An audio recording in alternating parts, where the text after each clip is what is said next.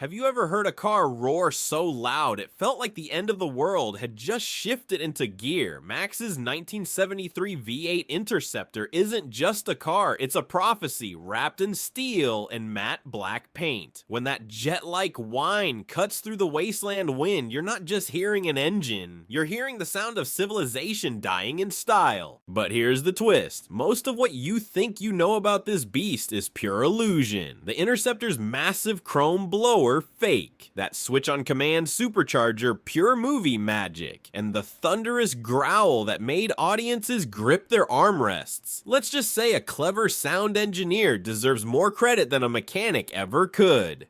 Still, somehow the illusion works spectacularly. In the hands of director George Miller, what started as a modest 1973 Ford Falcon XB GT hardtop from Australia, a car barely known outside its homeland, became the most feared machine in cinema history. Not American, not a Mustang, not Detroit steel at all. This was Australian muscle reborn as a weapon of vengeance and myth. The Interceptor is everything we secretly crave from movie machines. It's fast, loud, dangerous, and just believable enough to make you wish it were real. Its thunder across the desert made us believe a new world could rise from the ashes of the old one, where gasoline is gold and horsepower is law.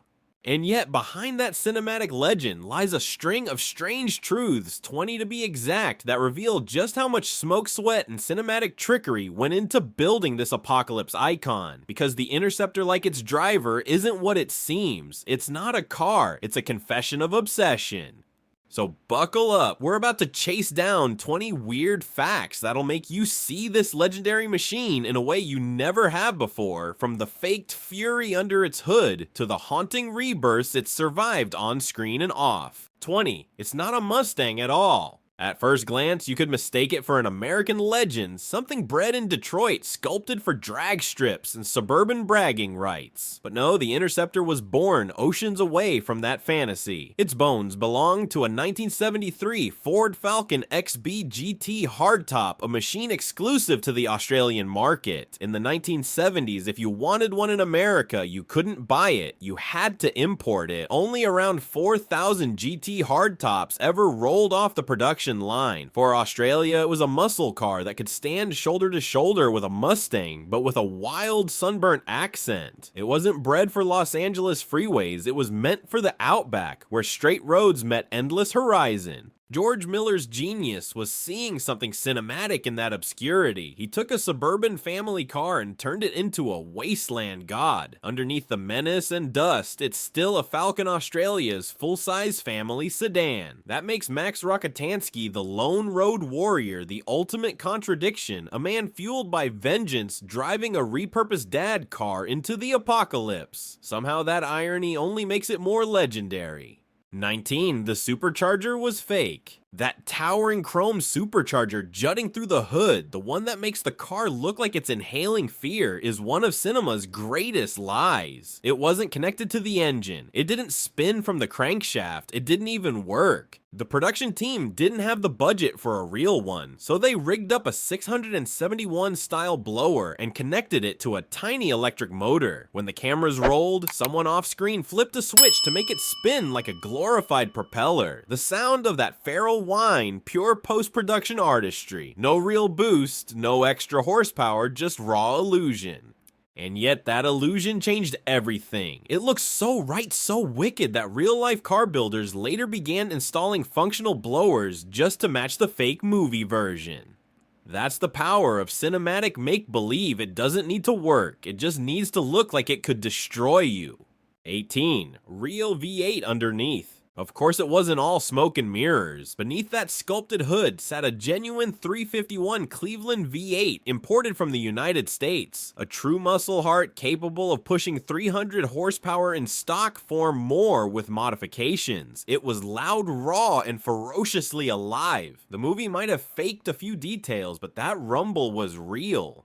The Falcon GTs were already tearing up Australian race circuits like Bathurst's Mount Panorama, so when audiences saw Max's machine tearing through the wasteland, they recognized the sound. It wasn't just performance, it was heritage. The engine's deep-throated growl was practically a national anthem for Aussie car culture. George Miller and his crew took that genuine muscle and exaggerated it just enough to feel mythic. Think of it as strapping a thunderstorm to a steering wheel. Zamdijnd catalog custom nose. That razor-sharp nose cone, the one that gives the Interceptor its shark-like snarl, wasn't some bespoke cinematic creation. You could literally order it from a catalog. A company called Arcadapane sold fiberglass nose kits to Aussie car owners who wanted to toughen up their street machines. The design was sleek, angular, aerodynamic, and cheap. The filmmakers didn't invent it, they repurposed it. They grabbed the Arcadapane kit, modified it for the Falcon's front end, and painted the whole thing black. On screen, that nose transformed a once familiar coupe into something alien, something predatory. When it appeared, you didn't see a car, you saw a predator waiting to pounce. Ironically, that low-budget fiberglass nose has become one of the most sought-after parts in movie car history. Finding an original Arcadapane cone today is like finding buried treasure in the wasteland collectors would trade thousands for one. It's the simplest proof that cinematic immortality can start with a mail-order part. 16. The blower switch was movie magic. And then there's that legendary dashboard switch, the one Max flips to activate his supercharger. It's a moment seared into pop culture, a flick of the finger, a mechanical growl, the surge of unstoppable fury. Except again, it's complete nonsense. You can't just turn on a root-style supercharger. It's mechanically driven. It's always spinning when the engine runs. There's no on-off button for horsepower. So what did that switch actually do? Probably nothing. Maybe it triggered the electric motor for the fake blower. Maybe it just gave the actor something to do. Either way, it worked because every viewer believed it. That single motion, that cinematic click has been copied endlessly in games, movies, and car culture ever since. Even engineers roll their eyes, but audiences, they feel it. It's movie magic at its purest science fiction dressed as mechanics. And somehow it's perfect, because Mad Max was never about realism, it was about myth. And every myth needs a moment of impossible power. 15. Dummy side pipes. If you thought those gleaming side pipes could melt asphalt, think again. They were mostly for show-menacing chrome cannons that suggested violence more than they delivered it. The real exhaust system sat tucked underneath the car just like any other street machine. But those pipes along the rocker panels, they were movie jewelry, dangerous-looking decorations that screamed, "Don't mess with me." There was one smart reason for including them though. During filming, when the Interceptor scraped walls or collided with debris, the side pipes took the punishment. They acted like armor, sparing the rare sheet metal beneath from damage. For George Miller's crew, that was a blessing. They couldn't afford replacements, there were no backup Falcons waiting off screen. Each dent risked ending the legend before it began. Some replica builders today actually connect their side pipes to the exhaust for authenticity. The result is deafening and dangerously hot. One careless brush against them and you'd earn a third-degree burn worthy of the wasteland. But for the movie, looks mattered more than logic, because in Mad Max's world, style was survival. 14. Built on a shoestring. When you imagine the birth of such an iconic machine, you might picture a vast Hollywood workshop filled with sparks and blueprints. In truth, the Interceptor was built in the kind of shed where miracles are forged out of desperation.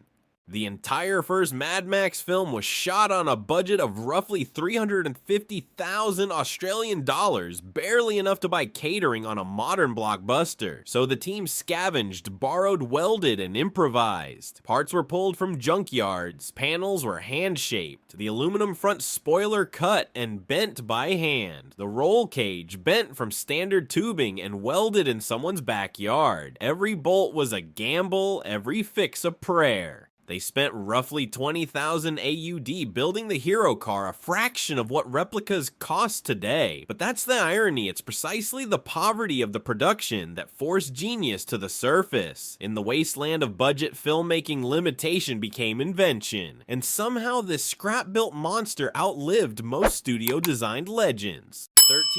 Bribe on wheels. Within the story, the Interceptor isn't just a car, it's temptation on 4 tires. When Max's world starts crumbling, his partner dead, his faith in justice shattered, his bosses at the main force patrol offer him something he can't refuse, the last of the V8 Interceptors. It's not money, not safety, not redemption, just a car.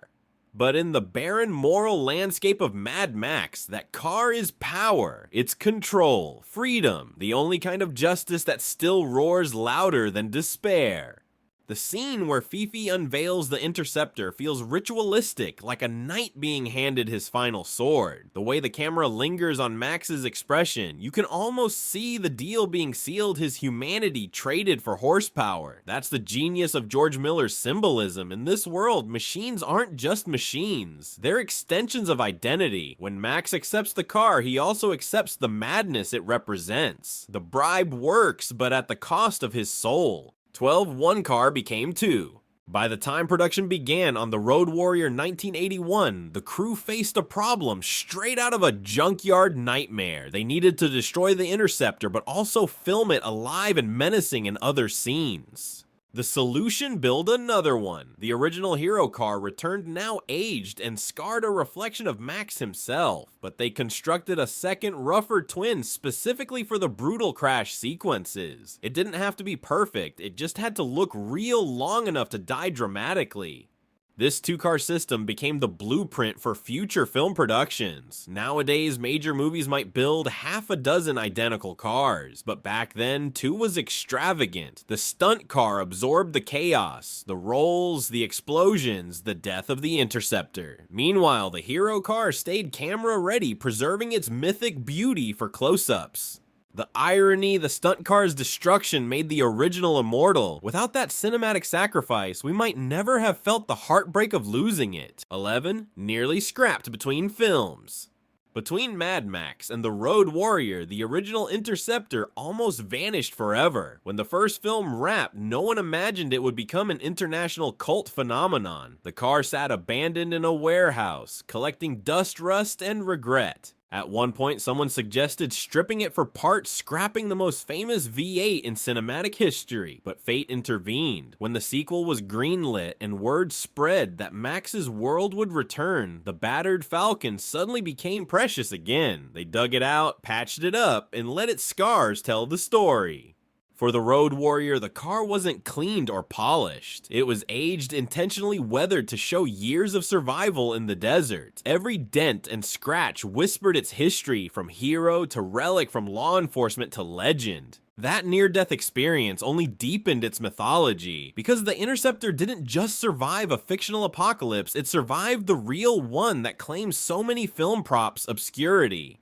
10. Booby-trapped for thieves. The Wasteland teaches one lesson above all: trust no one. And in the Road Warrior, Max's Interceptor carries that philosophy down to the last drop of gasoline. In one unforgettable scene, a scavenger sneaks up to siphon fuel from the car, only to meet an explosive surprise. A rigged fuel cap, a split second of curiosity, followed by a face full of fire. The brilliance of that moment lies in its brutal logic. In Max's world, gasoline is currency and thieves are everywhere, so of course you'd booby-trap your tank. The crew achieved the effect using a small controlled explosive charge and quick editing. No stuntman was actually harmed, but cinematically it sold the illusion of deadly paranoia perfectly. It wasn't just about protecting a vehicle, it was about protecting identity, survival, and control in a world gone mad. From that scene on, the Interceptor wasn't just transportation, it was Max's fortress, his weapon, his sanctuary on wheels. It told the audience that Max wasn't living anymore, he was enduring, and that made the car feel less like a machine and more like a heartbeat.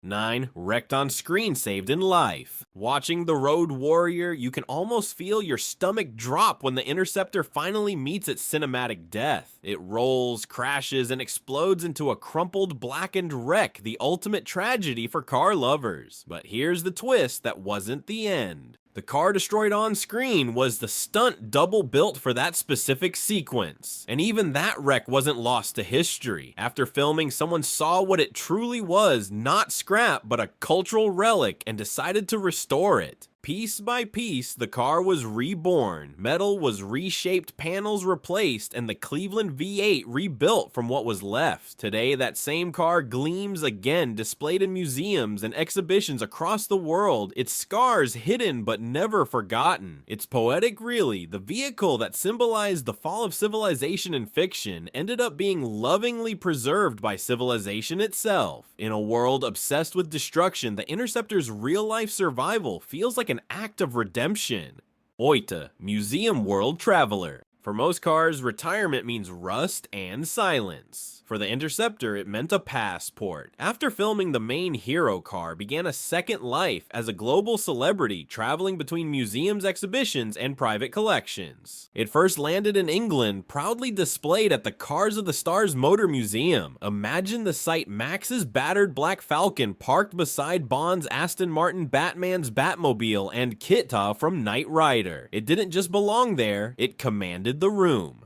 Later, the Interceptor made its way to America, appearing in various exhibitions and shows. Each relocation was handled with the care of moving priceless art, climate-controlled trucks, thick ropes and guards, insurance paperwork that could choke a kangaroo. Every scratch, every restored panel was cataloged and authenticated. It became quite literally the Mona Lisa of movie cars, no longer just a prop, but a relic of modern mythology. A machine born from junkyards, now displayed like sacred sculpture. 7. The iconic bug catcher.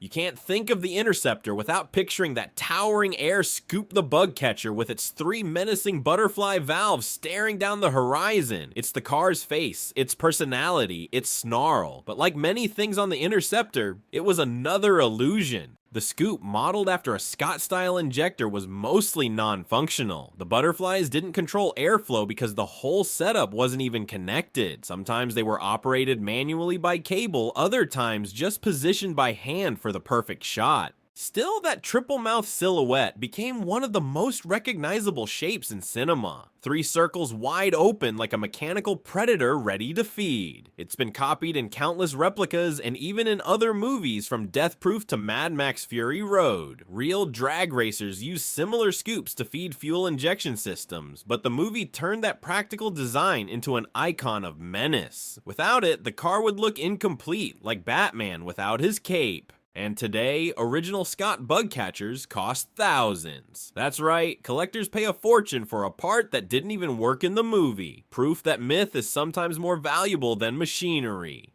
6. Catchphrase: car the last of the V8 Interceptors. 7 words. That's all it took to etch this machine into pop culture forever. The last of the V8 Interceptors.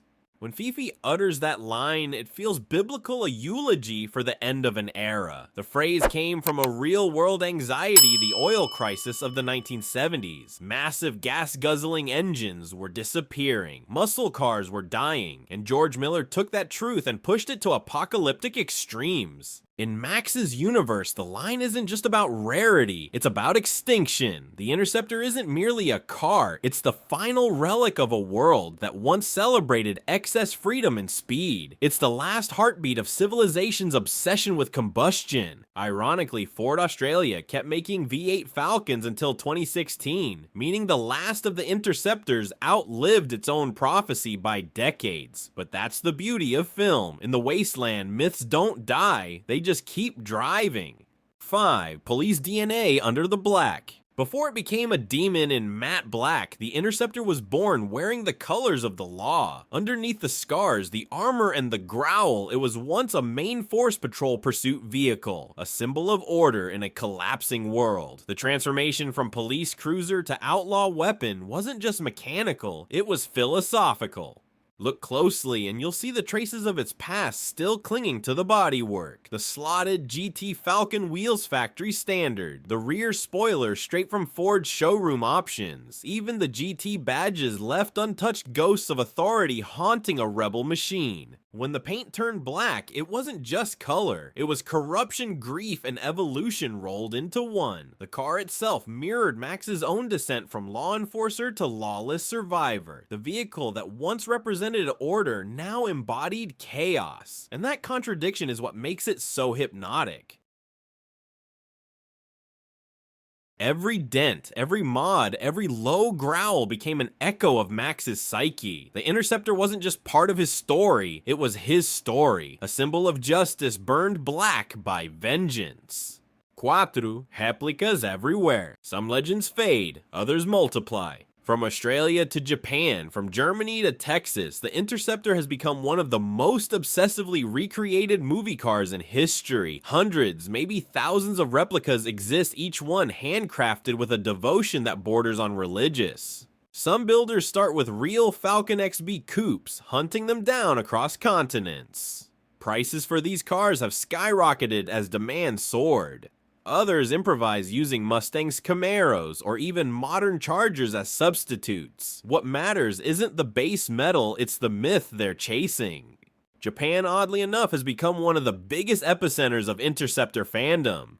Collectors there import real Falcons from Australia, then spend years perfecting every detail. The Arcata pane nose, the bug catcher, the side pipes, the matte finish. Some of these replicas are cleaner, faster, and more powerful than the original, but they all share one thing: reverence. There are now entire Interceptor clubs that organize road runs and charity cruises where fleets of identical black beasts thunder down highways in unison. The sound is apocalyptic, the sight unforgettable. It's as if the wasteland found a second life roaring down the modern road. Each replica is a love letter, proof that what began as a $20,000 budget build became something far greater, a symbol of rebellion, a mechanical prayer whispered in the language of torque. 3. Fury Road Resurrection. When Mad Max Fury Road exploded onto screens in 2015, George Miller didn't just reboot a franchise, he resurrected a myth, and with it came the Interceptor rebuilt, reborn, and ready to die again. For this new chapter, the production team built multiple versions of the car. Some looked pristine, as if fresh from the MFP motor pool. Others were heavily modified, dented, and decayed, designed to match Max's haunted state of mind. There were versions rigged for specific stunts, some four-wheel drive for sand dunes, others with hidden roll cages and modern V8 engines under the hood. In the film's opening moments, the Interceptor appears in all its old glory, only to be stolen, stripped, and remade by the War Boys into a grotesque parody of itself. That wasn't just narrative irony, it was symbolism. The car that once represented survival and identity was torn apart and turned into something monstrous. It's as if the wasteland itself consumed its own legend. And yet, even in ruin, it still commanded reverence. When the War Boys shout about capturing the last of the V8s, it's not just admiration, it's worship. Because by then, the Interceptor wasn't just Max's car, it was everyone's, the shared relic of a generation that grew up chasing its shadow. 2. Right-hand drive continuity. There's something quietly heroic about the way George Miller refused to bend to Hollywood convention. Even when the franchise went global, even when the majority of its audience drove left-hand cars, Max's Interceptor remained right-hand drive, purely proudly Australian. It created countless headaches on set. Camera angles had to be reversed. Stunt drivers had to retrain muscle memory, but Miller wouldn't compromise. He wanted authenticity, even if it made the shoot harder. The result, a car that never forgot where it came from. While American audiences might not notice, purists do, and they love it. It's the beating reminder that this story was born in the outback, not the backlot. When you see that steering wheel on the wrong side, you're reminded that this is not a Hollywood car, it's a product of a wilder, rougher world.